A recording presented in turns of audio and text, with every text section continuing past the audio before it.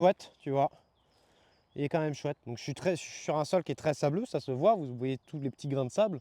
Donc moi, mon gros problème, c'est que j'essaye d'améliorer la capacité de rétention en eau de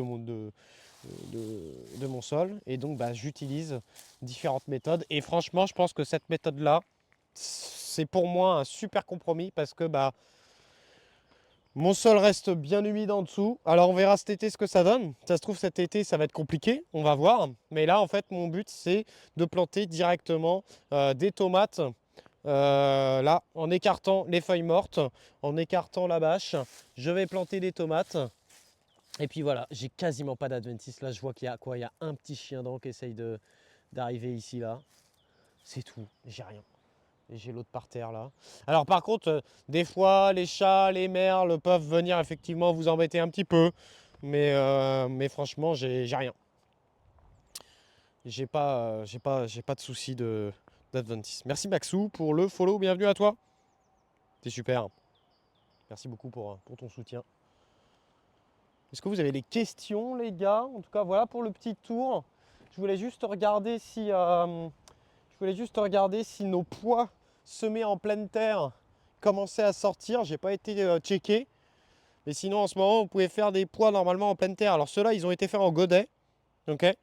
Et là-bas, ils ont été faits directement en pleine terre, mais beaucoup plus tôt. Et au final, est-ce que ça vaut le coup de se faire chier, tu vois, à faire des pois en godet?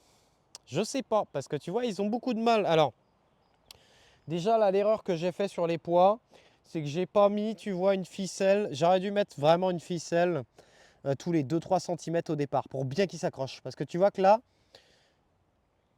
ils ont du mal. Ils ont du mal. Salut Titi, comment tu vas? Ils ont du mal, tu vois, à s'accrocher. En plus, avec le vent, là, ils sont en train de se barrer à gauche, à droite, etc. C'est plus compliqué. Alors que là-bas, tout de suite, quand j'ai vu que c'était un peu just, j'ai rajouté une deuxième ficelle. Et là, tu vois, j'ai l'impression que ça y est, ça se tient mieux.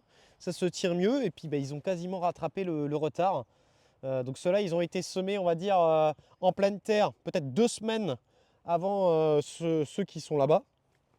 Ceux qui sont là-bas, ils ont été semés en godet dans la serre, puis repiqué au niveau du tipi.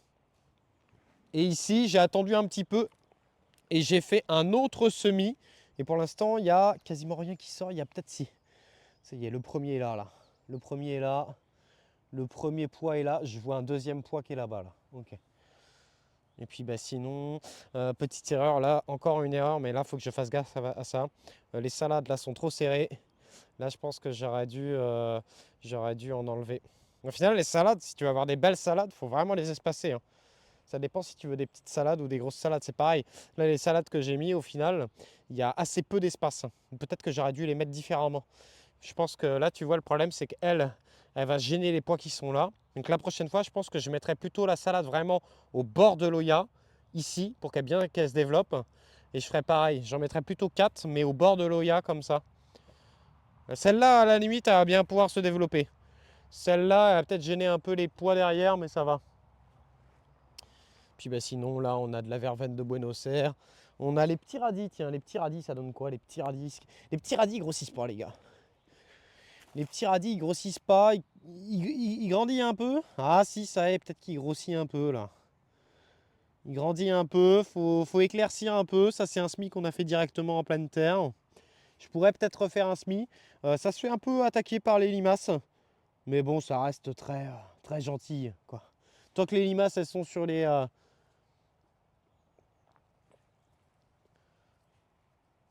Et tu vois, là, le petit pois, là... Là, le petit pois, il a du mal à se caler. Hein. Tu vois, avec le vent, ils se sont couchés et tout, là. J'ai le vent qui vient plutôt comme ça, j'ai l'impression. J'ai un pavot de Californie qui pousse dans les cailloux, c'est trop drôle. Et puis bah là, les salades, on verra ce que ça donne. Mais pareil, peut-être que j'aurais dû les mettre plus au niveau de l'Oya. Salut Kayod. Et puis bah là, il nous reste quelques poireaux. Et vous voyez, les limaces, je les retrouve surtout sur les poireaux. Parce que les poireaux, ils commencent peut-être à fatiguer. Peut-être qu'il est temps de récolter les poireaux. Peut-être qu'ils ont, tu sais, ils sont pas très grands. Et du coup, bah, sur les... Ah bah tiens, tu vois, c'est la preuve qu'il faut ramasser les poireaux. Ils sont en train de monter en graines. Et regarde,